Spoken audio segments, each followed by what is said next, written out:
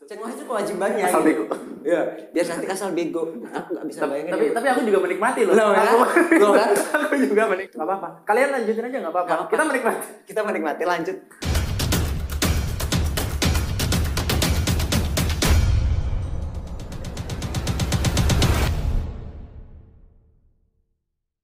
Assalamualaikum warahmatullahi wabarakatuh. Waalaikumsalam warahmatullahi wabarakatuh. Mas Hai. Alvin, Ya. selamat datang. Nas, kita sambil ngopi ya Mas ya. Boleh. Mau nanya-nanya hal-hal yang apa ya? Aku bisa Apa, bilang. apa. Ada sebuah keresahan mungkin? Enggak. Dosa enggak, cuma Gelisah? jijik sebenarnya. Ya, aku pengen mengangkat sesuatu pembicaraan yang sekiranya itu apa ya, ada manfaatnya buat teman-teman. Gimana? Awalnya kan aku tuh kenal Mas Alvin itu pas aku ngopi ya. Pas ngopi aku lihat Mas Alvin di sini itu ya bisa dibilang sambil kerja. Makanya aku pengen ngundang ke sini tuh. Sambil kerja terus kemudian tapi aktivitasnya tuh sampai aku beli keyboard kecil keyboard ya gara-gara Mas Alvin kan lihat ini ngapain sih kok seru sekali, ngapain nggak pakai PC ya. Aku malah berpikir sekarang era digital segala sesuatu harus praktis, nggak semua dilakukan di PC atau di laptop kan. Benar. Mobiling bisa di mana aja gitu ya. Kalau ribet ngetik pakai ini ya itu solusi. Akhirnya aku beli bener, keyboard bener. kecil itu. Meskipun sampai sekarang belum aku pakai, maksudnya belum aku gunakan dengan baik, tapi mungkin masih belum butuh. Tapi itu ini loh. Bukan inovatif apa namanya ya? Itu solusi gitu loh. Kalau orang kreatif pasti nemu inovasi itu gitu. Itu maksud saya. Terus ternyata setelah aku tanya-tanya ternyata nulis ya. Iya, nulis. Nulis terus aku kok tertarik ini orang sambil kerja sambil nulis ya. Sambil ngobrol. di jeda waktu nulis nanti apa enggak konsentrasinya pecah apa enggak ini gitu. Ya apa? Sebenarnya kalau dibilang konsentrasi pecah, jelas ketika kita nulis di suasana tenang sama waktu kita nulis sambil nongkrong gitu jelas beda ya, beda. Waktu suasana tenang itu kita pasti lebih konsentrasi gitu kan. Makanya aku sendiri bikin kayak kisi-kisi yang mau aku tulis itu waktu tenang. Jadi aku bikin kisi-kisinya dulu apa yang mau aku tulis, poin-poinnya, kerangkanya arahnya nanti ke sini A, B, C itu kan masing dari satu episode itu kan ada kerangkanya kan. Per episode pasti ada kerangkanya. Nah, kerangkanya itu aku tulis waktu aku tenang. Sehingga nanti tinggal ngembangin per kerangka itu tadi. Itu udah waktu kita sambil nongkrong udah bisa lah. Gitu. Yang penting nggak keluar dari rule-nya. Ya. Kita bikin garisnya ini nggak boleh keluar dari batas. Nggak boleh. Jadi episode ini topiknya banyak. Sekarang kesulitannya apa sih ya? Kalau pas lagi rame kan ini sambil kerja kan ya. Apalagi order ini order itu harus belanja ini belanja itu kan nggak semuanya tersedia waktu itu kan. Kita harus belanja. Nah ya memang sih kerangka itu mempermudah tapi kan setelah kerangka itu kan kita lagi ngembangin apa nyebutnya improve ya. Kalau kita lagi ngembangin kata itu sampai mana nggak takut inspirasinya ini nggak. Memang sih bukan ide utama udah ke garis. Maksudnya itu ini aku udah improve sampai segini tadi sampai mana gitu. Sering kayak gitu apa itu yang jadi masalah atau apa? Sering sebenarnya. Cuma kalau aku sendiri semua kan tergantung memang tipikal penulisnya ya. Tipikal penulis itu macam-macam. Ada sebagian temanku yang sama sekali nggak pakai kerangka, tapi dia udah dari awal sampai akhir emang udah disusun kan ya. Tapi per episodenya kerangkanya itu nggak dia bikin dan dia tuh cuma bisa nulis kalau suasananya tenang gitu kan. Nah kalau aku sendiri ini yang emang tantangan buat aku, bukan sebuah kesulitan juga, tapi aku mikirnya ini sebuah tantangan aja dimana kita harus mempertahankan konsentrasi ketika sambil kerja gitu kan ya. Sambil kerja sambil bikin kopi kayak gitu, habis ngantar kopi kita balik lagi ke layar. Itu kita udah harus bisa ini nih, udah harus tetap fokus nih tadi sampai mana kayak gitu.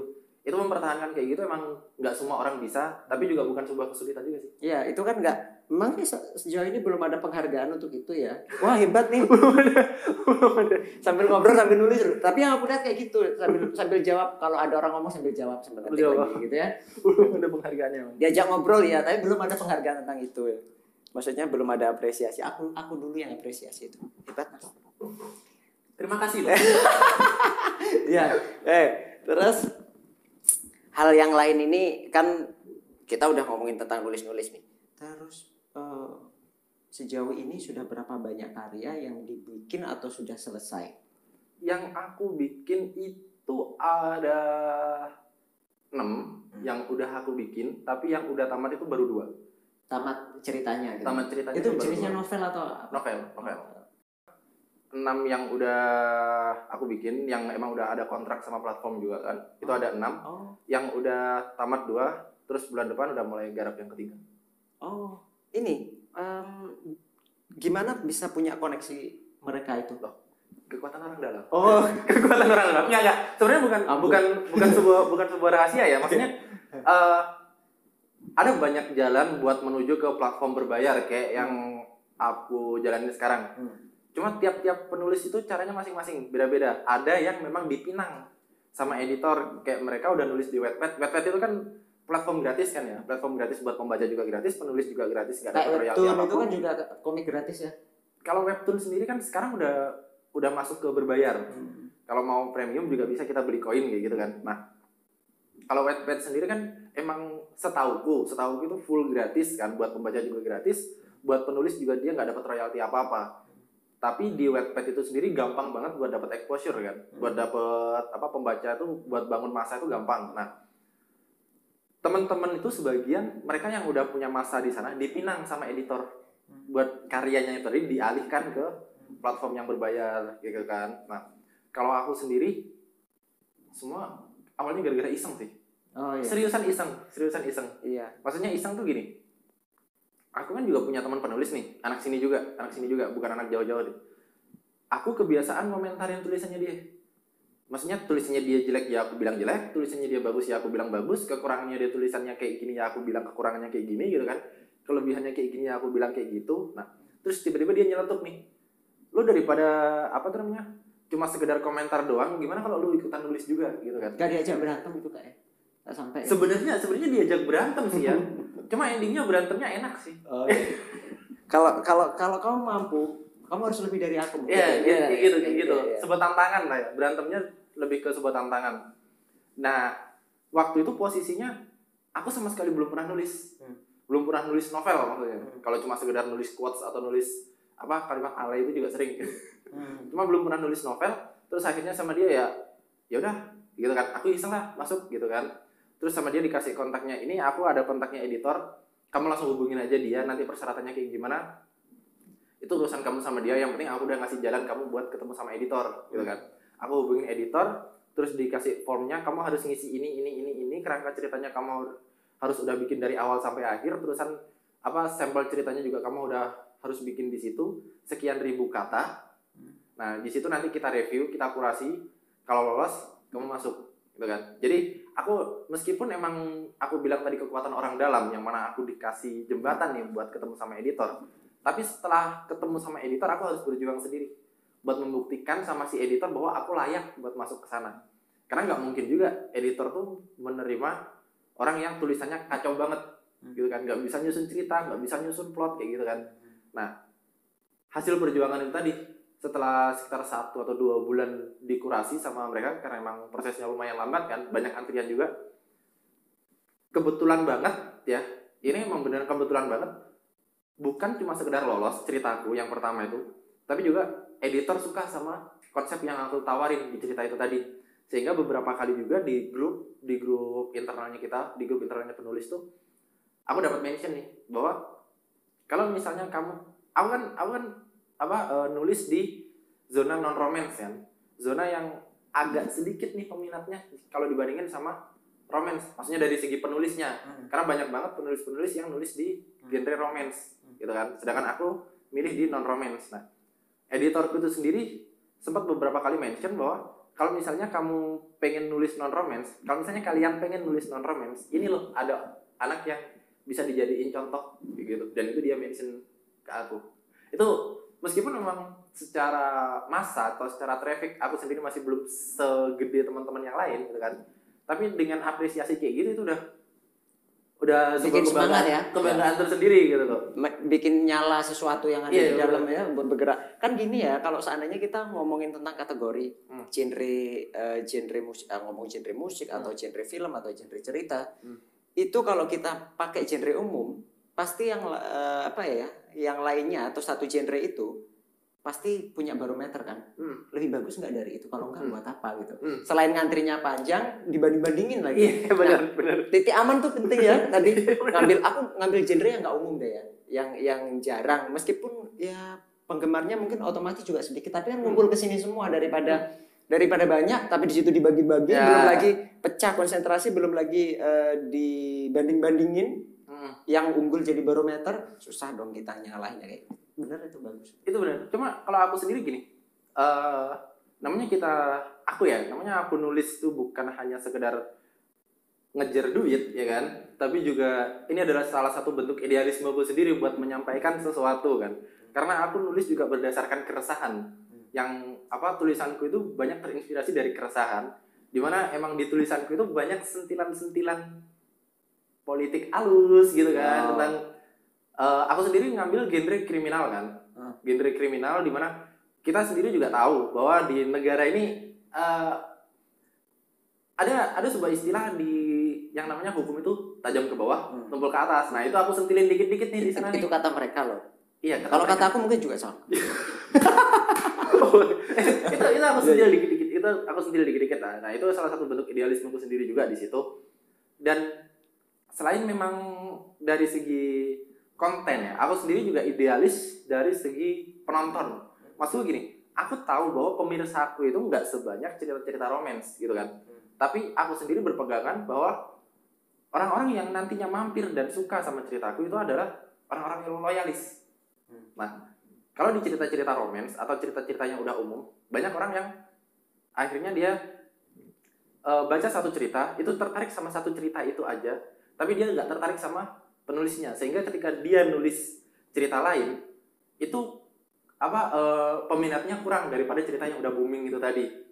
Ada banyak kan penulis yang one strike hits gitu aku nyebutnya. Jadi cuma satu aja tulisan yang emang booming, sedangkan yang lainnya dia ya biasa-biasa aja, bukan gak laku tapi biasa-biasa aja trafficnya. Nah, aku sendiri ngejar tulisanku itu trafficnya biasa aja, nggak terlalu booming. Kalau booming ya kita bersyukur banget ya.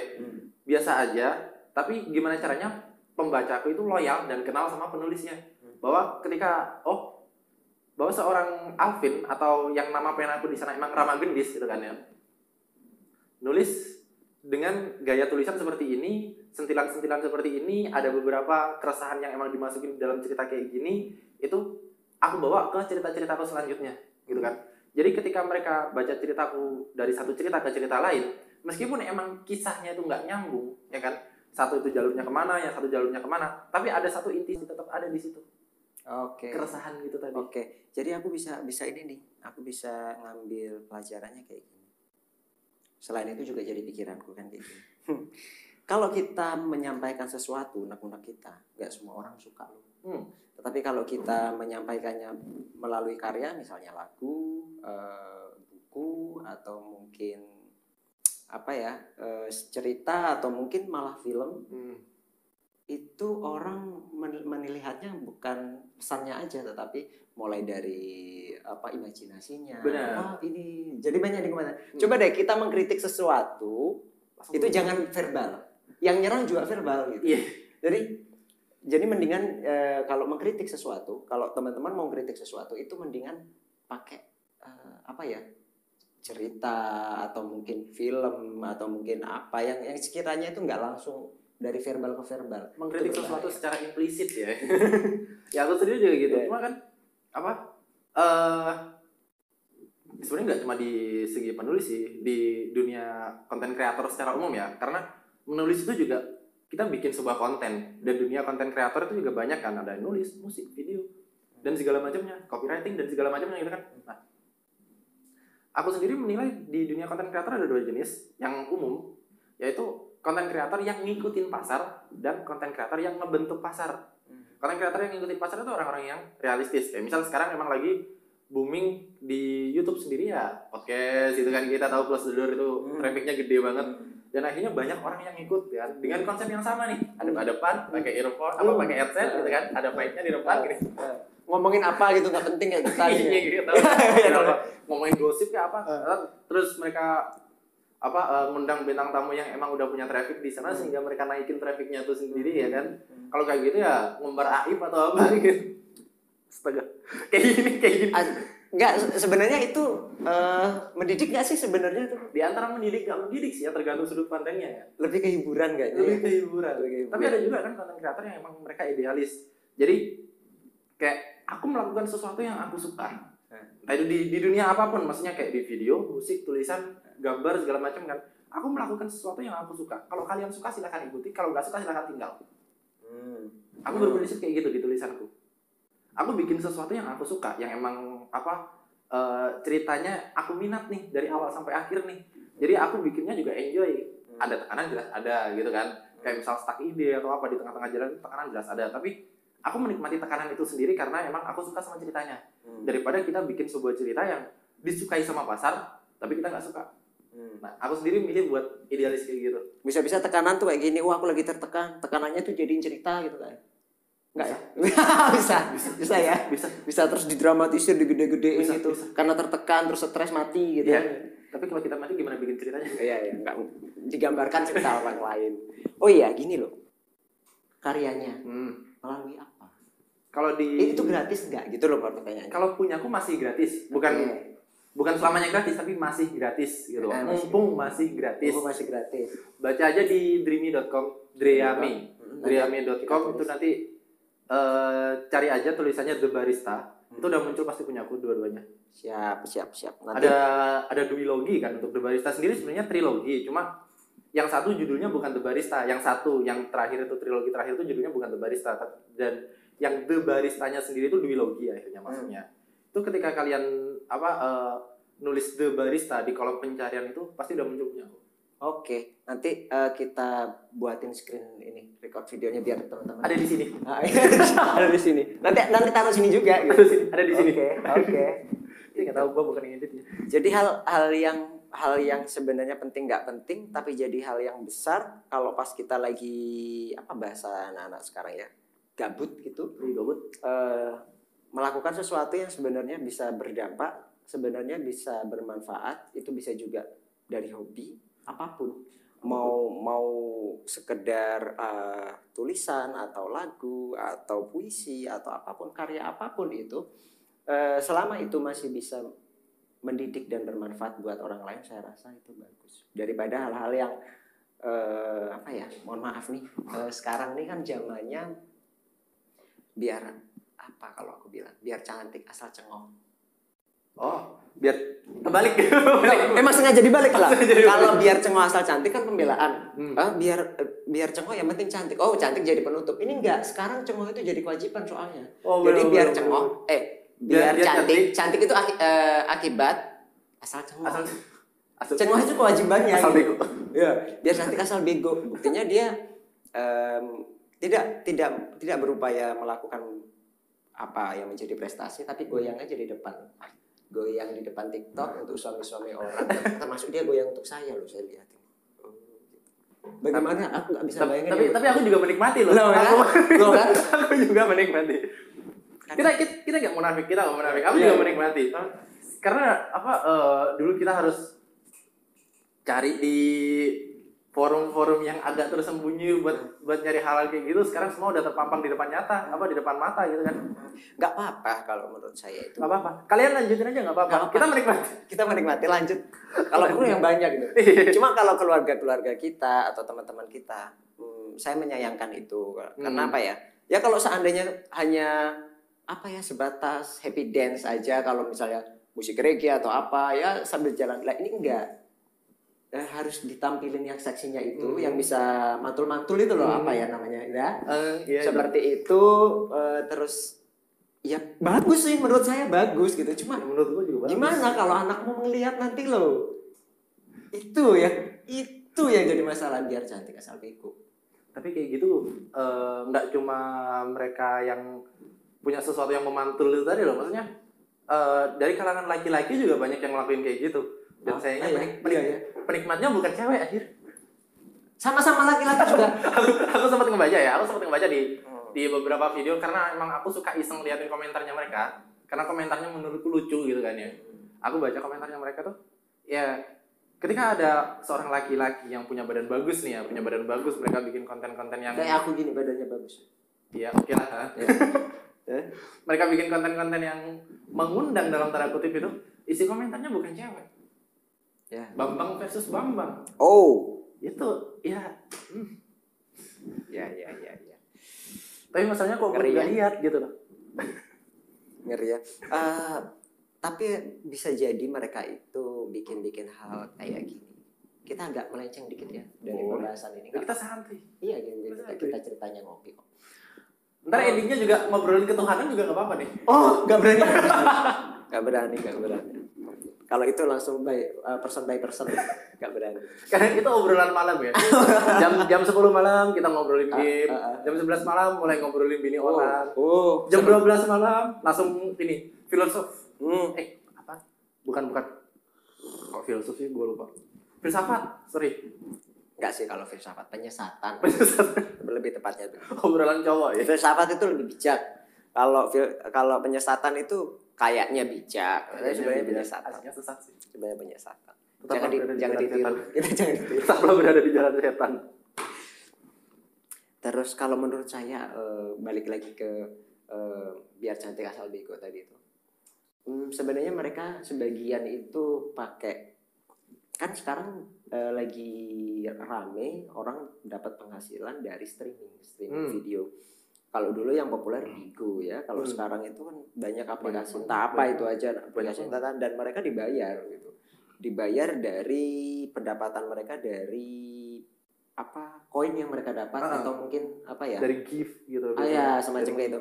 Sedangkan si penikmat itu untuk membayar itu harus membeli apa namanya hadiah itu tadi ya. Apa namanya gold atau apa semacam gitu lah. Koin lah ya. Anggaplah kita pura-pura nggak pernah gitu, jadi dia pura-pura nggak ngerti. Kalau aku sih nggak pernah sih. Ya aku nggak pernah juga.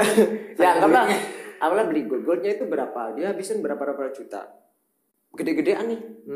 Karena aku pernah ngeliat tuh. Jadi panas-panasan ada yang sampai lipstick. Siapa yang ngasih apa itu paling banyak tulis namanya di sini. Lebih serem lagi tulis di sini.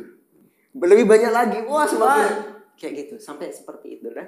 Dan mereka emang mendapatkan uang yang banyak, puluhan. Ada yang ratusan loh. Ada yang bukan YouTuber, tapi mereka seperti streamer. Dan itu bukan inspirasi, jangan ditiru. Cari hal yang mendidik, cari hal yang baik. Karena yang tahu sendiri yang kita omongin dari tadi hal-hal kayak gitu jadi olok-olokan. Oke, duit mereka banyak, tapi tetap sekali lagi jadi olok-olokan. Belum lagi kalau seandainya bagaimana ketika mereka punya anak, nanti akan jadi dampak itu cepat atau lambat. Nggak mungkin itu bisa ditutupin seterusnya. Karena jejak digital jadi artefak. Ya, belum lagi sama si om apa istilahnya om sekarang. Sugar daddy, bapaknya gula ya. Bapaknya gula. Ya. Apalagi kata bapaknya gula nanti diambil videonya dijadiin stiker jadiin ini. Jadiin bahan. Mana kamu nggak bisa kendalikan itu dan kamu nggak bisa kendalikan itu sudah beda zamannya sekarang. Kamu membuat kesalahan di dunia di media digital nggak bisa di stop, susah.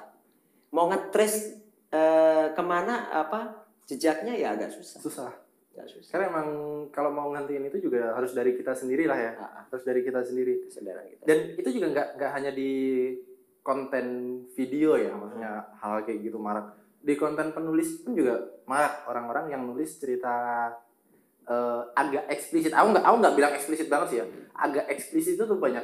Dan aku rasa juga risiko yang menanti mereka juga sama kayak yang kreator video itu tadi. Ya wes, terima kasih, maafin itu berguna buat teman-teman. Siapa tahu nanti menginspirasi. Nanti kita share screen apa itu tadi web. Ya ada di sini. Ya ada di sini. Nanti biar teman-teman bisa belajar. Nanti kalau pingin tanya-tanya langsung ke IG-nya Mas Alvin. Ada di sini juga. Nanti. Oke. Terima kasih. Selamat sore, selamat malam, selamat pagi. Assalamualaikum warahmatullahi wabarakatuh.